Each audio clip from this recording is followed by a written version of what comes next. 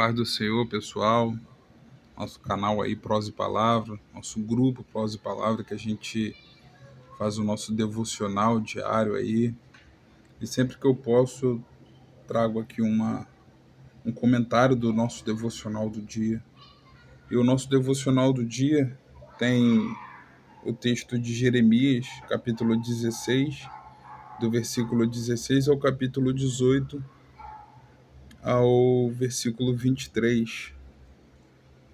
E dei destaque dentro desses capítulos estudados ao capítulo 17.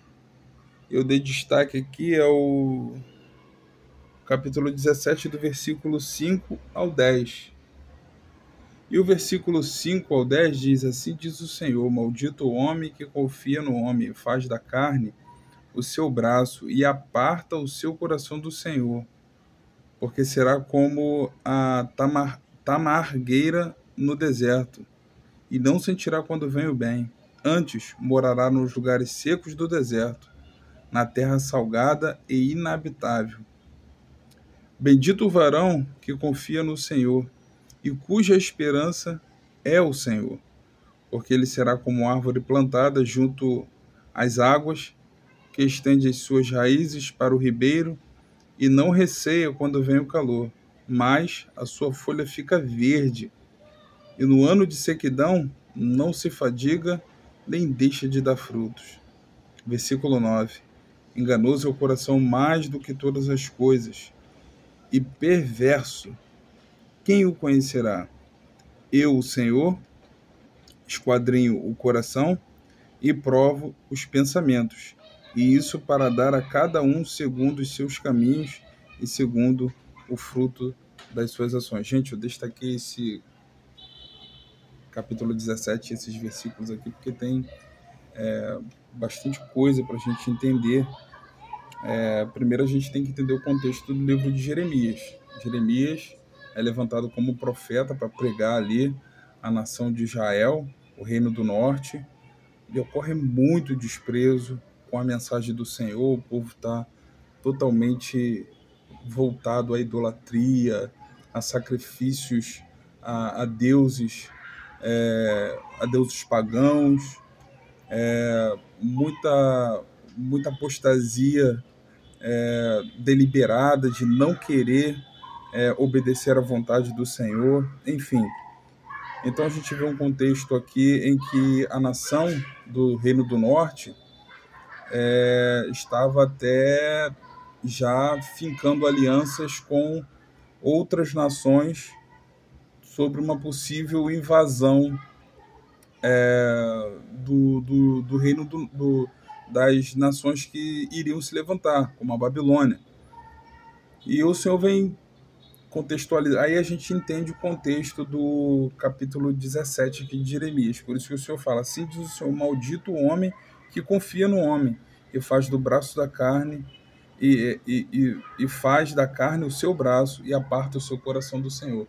Então a conclusão que a gente chega nesse texto aqui, logo no versículo 5, eu até coloquei isso aqui como tema: confiança no Senhor como necessidade.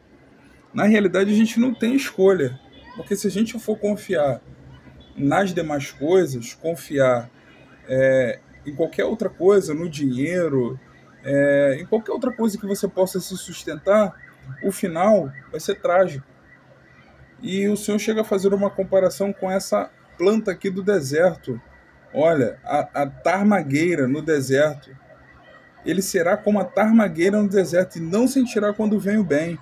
Antes morará nos lugares secos, no deserto, na terra salgada e inabitável. Então, a tarmagueira, eu fui pesquisar, ele é um arbusto no deserto. Ele luta pela sobrevivência em meio ao forte calor. A terra salgada, deixada por antigos riachos que não mais percorrem, promovem a salinidade do solo e promove também a improdutividade, ou seja, não frutifica. E a gente vem o contraponto disso daí, o versículo 7. Bendito o varão que confia no Senhor e cuja esperança é o Senhor. Então a nossa esperança está no Senhor. A nossa fé, a nossa esperança, a nossa necessidade, tudo aquilo que a gente precisa está no Senhor. E o Senhor faz uma comparação aqui também no versículo 8, porque ele será como uma árvore plantada junto às águas, diferentemente da tarmagueira, que estende suas raízes ao ribeiro e não receia quando vem o calor. Apesar de ter o calor, apesar de ter a dificuldade, apesar de ter essa adversidade, a sua folha fica verde. No ano de sequidão, não se afadiga e nem deixa de dar fruto. E aí a gente vê a conclusão. Enganoso é o coração mais do que todas as coisas, e perverso. Quem o conhecerá? Aí o versículo 10, eu, o Senhor, esquadrinho o coração e provo os pensamentos, e isso para dar a cada um segundo os seus caminhos, segundo o fruto das suas ações. Então, o versículo 9, aqui no nosso destaque, fala da conclusão dessa confiança equivocada. Coisas que podem proceder do nosso coração, de uma sugestão até mesmo do diabo, de um impulso, de um pensamento, de um sentimento. E a Bíblia vem dizendo que esse coração ele é enganoso. Então a gente pode se enganar, a gente pode se equivocar, a gente pode errar naquilo que a gente pensa, naquilo que a gente sente. O ideal é a gente colocar as nossas necessidades diante do Senhor. Se você está aflito, se você está equivocado, se você está com sentimentos, com pensamentos que você vê que são pensamentos que são contrários à palavra de Deus, a gente tem que orar e falar com o Senhor e pedir para Deus tirar esse sentimento do nosso coração, esse pensamento do nosso coração, porque aí sim o Senhor vai estar nos ajudando. E consequentemente, o segundo destaque foi Tessalonicenses, né? A sequência do nosso devocional foi a primeira carta aos Tessalonicenses, capítulo 4, do versículo 1 ao capítulo 5, versículo 3.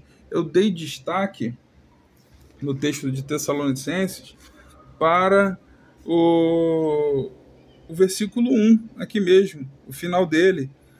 Paulo vem dizendo, olha, assim como recebestes de nós, finalmente, irmãos, vos rogamos e exortamos no Senhor Jesus que, assim como recebestes de nós, de maneira que convém andar e agradar a Deus, assim andai, para que continueis a progredir cada vez mais. Então, ele vem falando de um progresso, de uma evolução. A nossa vida espiritual, nós fomos chamados para evoluir, para crescer na presença de Deus, para desenvolver-se na presença de Deus. O versículo 3 aqui também, até o 5, eu dei destaque, porque ele vem falando aqui para se abster da prostituição, né? Porque esta é a vontade de Deus, a vossa santificação. Santificação é a gente viver separado do pecado, não das pessoas. A gente pode até estar convivendo nesse mundo, mas não participando das coisas desse mundo. A gente viu aí o carnaval, né?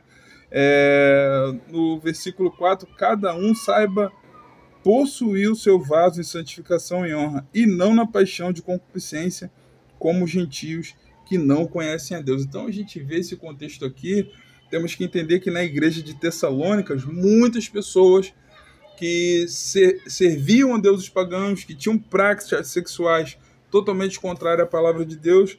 Agora Paulo está aqui alertando-os a ter uma nova conduta, um novo caráter, uma nova conduta, segundo a palavra de Deus está orientando. E para finalizar, o capítulo 5 eu dei destaque aqui, porque vós mesmos sabeis muito bem que o dia do Senhor, percebe esse detalhe, irmão, o dia com D maiúsculo, é o dia da volta de Jesus. O dia do Senhor virá como um ladrão de noite. Aí a gente tem que imaginar aqui, como vem um ladrão à noite. Jesus ele vem falando no Evangelho de Mateus, eu acho que é no capítulo 24, se não me falha a memória, que ele viria como um ladrão. E se o pai de família fosse prudente, ele vigiaria. Então a gente vai vendo que o dia do Senhor vai vir de forma repentina, vai vir como um ladrão de noite, como um ladrão que vem à noite. Ninguém espera por um ladrão, mas a Bíblia vem nos exortar para estarmos preparados para esse dia, porque o texto do capítulo 4 fala sobre a vinda do Senhor Jesus, que nós seremos, nós que somos salvos em Cristo, os que morreram em Cristo, os que dormem, aleluia, não precederemos eles, porque o mesmo Senhor descerá do céu como alarido, com voz de arcanjo e com trombeta de Deus. Os que morrerem em Cristo ressuscitarão primeiro. Então, os que estão dormindo em Cristo vão ressuscitar primeiro, e depois nós, que estamos vivos, vamos ter esse corpo físico transformados, aleluia, e seremos arrebatados, tanto os que ressuscitaram, aleluia, e tantos nós que estamos vivos e tivemos o nosso corpo transformado, juntamente com eles nas nuvens. Então vamos nos encontrar com o Senhor nas nuvens, e encontrar com o Senhor nos ares, e assim estaremos para sempre com o Senhor. Gente, essa é a nossa esperança, essa é a nossa fé.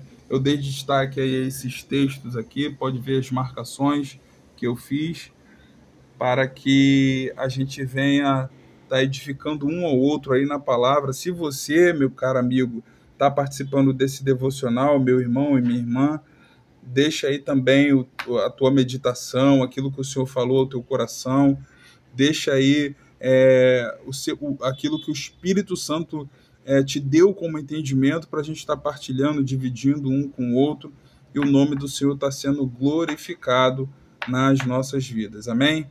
Quero agradecer a Deus por essa oportunidade, agradecer ao Senhor por ter falado aos nossos corações, que a gente venha tirar as lições aqui que foram introduzidas no texto de Jeremias, assim como o texto de Tessalonicenses, assim como o texto de Salmos também e Provérbios.